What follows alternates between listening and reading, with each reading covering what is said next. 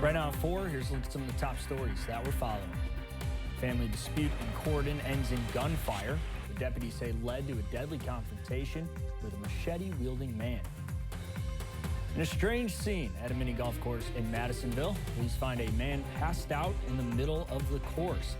The officers say he had on him and the charge he's now facing. Sunshine, a little hazy out there. Temperatures very close to 80 degrees. Maybe getting a little humid. It's going to get definitely more humid over the next couple days. I'm Jonathan Weaver. All the rest of the Storm Team 44 forecast coming up.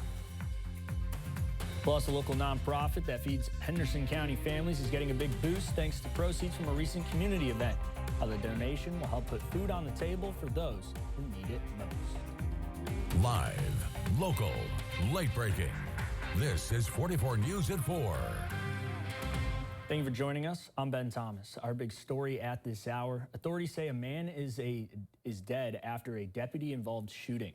The sheriff's office says this happened after a family dispute in Cordon Monday night. When they arrived, they say 64-year-old Charles Powell Jr. had a machete and was threatening family. We are told he then started coming towards the deputy, who first tased him and then shot him when he continued moving forward. According to Kentucky State Police, Powell died on his way to the hospital. KSP is still investigating this incident. Back here in Evansville, police have arrested a man on drug and trespassing charges. Officers say 31-year-old Jonathan Stewart was found trespassing at the Ingle Terrace Apartments Monday afternoon. When approached, Stewart reportedly admitted to having syringes on him that he intended to sell. A search turned up 7 syringes, 2 smoking devices, and about 2 grams of heroin. He was taken to the Vanderburgh County Jail. A man is facing charges after police say he released a raccoon into an open business. 40-year-old Jonathan Mason was arrested after a traffic stop in Callaway County. Police say he released a raccoon inside of a business that he was warned not to enter. We were told one person was bit by the animal. Mason is facing charges of assault, criminal trespassing, and resisting arrest. Well, new at 4, Madisonville police arrested a man for public intoxication after finding him passed out on a mini golf course Monday night. Officers responded to McCoy Avenue after a 911 call about a shirtless man slumped over near the course. They found Julio Rivera unable to stand and with slurred speech. Police also discovered a suspected THC vape pen on him. Rivera was taken to the Hopkins County Jail and charged with public intoxication. And some sad news out of Du Bois County. The Huntingburg Police Department is mourning the loss of one of their own. HPD shared the sad news of the passing of K9 Esther on Monday. K9 Esther was a dual-purpose police dog who retired in 2022 after 7 years of service. Esther began her career with the Huntingburg Police Department in 2015, working closely with her handler, Officer Bird. Following her retirement, Officer Bird graciously welcomed Esther into his family, where she enjoyed a well-earned retirement. The department says Esther played a vital role in keeping our community safe and helping to keep drugs off our streets. Well, turning to weather now, another beautiful day across the tri-state. Plenty of sunshine and pleasant temperatures for our Tuesday. And Storm Team 44 meteorologist Jonathan Weaver is here tracking what's ahead for us tonight. Jonathan? Hey, not bad. Normal high temperatures around 84. We're hovering in the upper 70s to around 80 degrees. Maybe a little humid out there, and that's definitely going to increase over the next couple of days along with that temperature. Some puffy cumulus clouds here as we look over the Lloyd Expressway, as we look out toward US 41 from downtown Evansville. So it's going to be dry and sunny.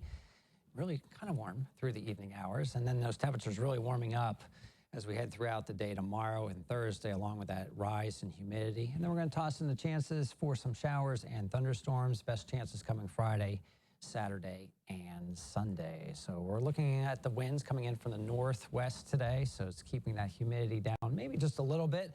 Temperatures definitely down. We're around 80 degrees in Evansville, 79 in Princeton, 80 in Owensboro, and 81 degrees in Clay. No chance for rain tonight. Throughout the day tomorrow, we're dry. Looks like the bulk of our daylight hours Thursday going to be dry. Maybe a late shower chance Thursday night. But again, the best chance is coming as we head into Friday, Saturday, and even into Sunday. And there's the possibility we could see a storm here or there. So through the evening hours, not much to track here. Storm Team 44 Futurecast between now and sunset, which is around 8:11. Temperatures are going to remain in the 70s. We're going to be creeping up to near 90 degrees, or at least it feels like temperature will be, Ben.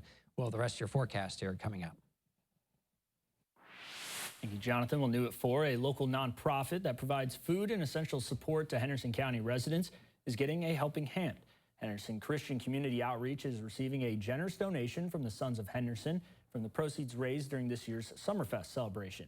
The funds will go towards supporting the organization's food pantry and assistance programs, which serve individuals and families struggling to put meals on the table. We're always having a charity that we're picking that is a benefactor for that event. We're raising money for that cause. This year was Henderson Christian Community Outreach. They do a phenomenal job within our community, and so we were excited to be able to present them with $12,000 this year. The donation will help support the organization's food assistance program, which allows residents to shop for groceries once every 30 days. Outreach staff says anyone with a valid Henderson County photo ID is welcome to visit the pantry, which is open Mondays, Tuesdays, Thursdays, and Friday from 9 till 11. Well, another week of Market on Main returns tomorrow. Every Wednesday through September 17th, shoppers can explore fresh produce, baked goods, local food trucks, and artisan products at the Ford Center Plaza from 9 till 1. The market also features some live music and special events throughout the entire summer. And then in July, kids can take part in the Power of Produce program, earning $2 to spend on healthy snacks after completing some fun food-themed activities. A community yard sale benefiting the Newburgh Museum will be happening this week. The sale runs June 12th through the 14th from 8 till 4 at 503 State Street in Newburgh. Proceeds from the sale will go to support the museum's programs and operations. While item drop-offs have now closed, the public is still encouraged to stop by and shop, all for a good cause. Well, coming up, tensions boil over in downtown Los Angeles as protests against ICE deportation raids turn violent. The latest on the escalating demonstrations and how officials are responding. And here's a live look outside our 44 Skycam network over Smothers Park in Owensboro as that sun's still shining and it's feeling a bit humid out there, but still, we will take some pleasant temperatures and plenty of sunshine because, as Jonathan mentioned, rain is on its way for the end of our week, and we will have a timeline on how much rain you can expect and the severity of it as well coming up with another Check Your Forecast after the break.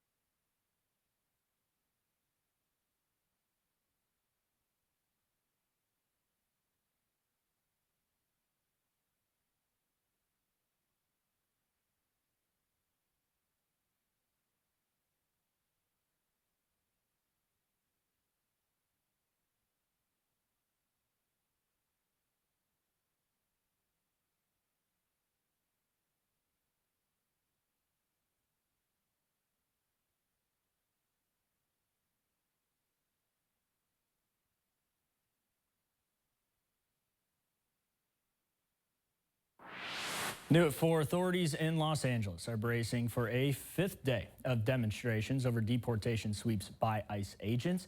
Now, hundreds of Marines have now been deployed to the city, along with 2,000 more National Guard troops at President Donald Trump's direction. Protests against immigration enforcement are now popping up in other cities nationwide. And Danya Backus has the details from L.A.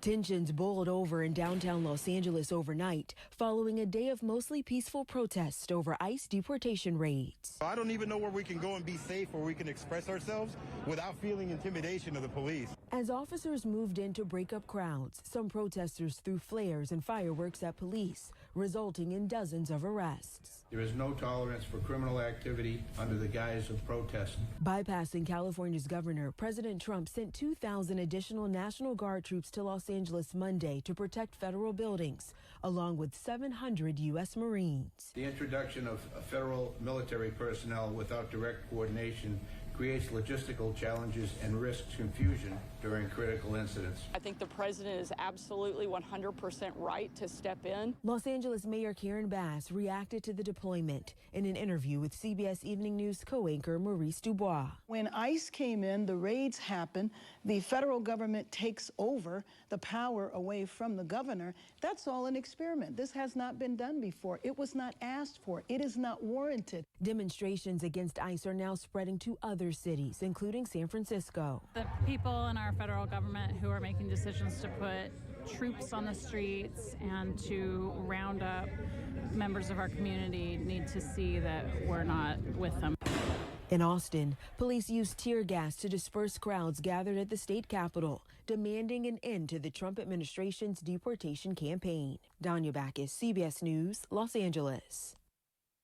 And now, Storm Team 44, powered by Bracket Heating, Air, and Plumbing. A lot of people giving a lot of praise out there with all that sunshine, nice temperatures, not too bad for this time of year, below the seasonal average, borderline humid. It's only going to get more humid over the next couple of days, and warmer temperatures are on the way also. So as we take you on a Skycam tour, here's the bend in the Ohio River. A few puffy cumulus clouds over Evansville. I've seen pictures from Holiday World today where the sky's a little bluer, less clouds, feeling really good out there.